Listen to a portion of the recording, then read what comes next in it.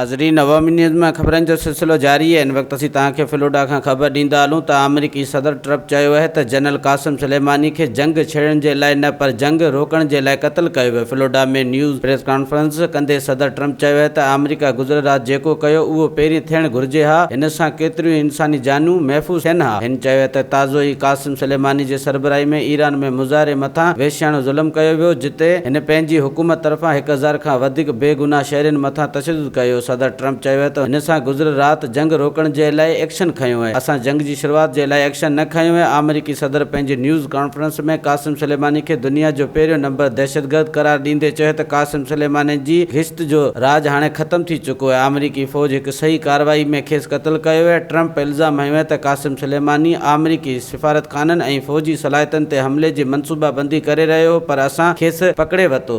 वधीक ख़बरुनि ऐं तफ़सील जे लाइ विज़िट कयो असांजी वेबसाइट awamiNewsHD.com ऐं ॾिसंदा रहो अवामी न्यूज़ HD।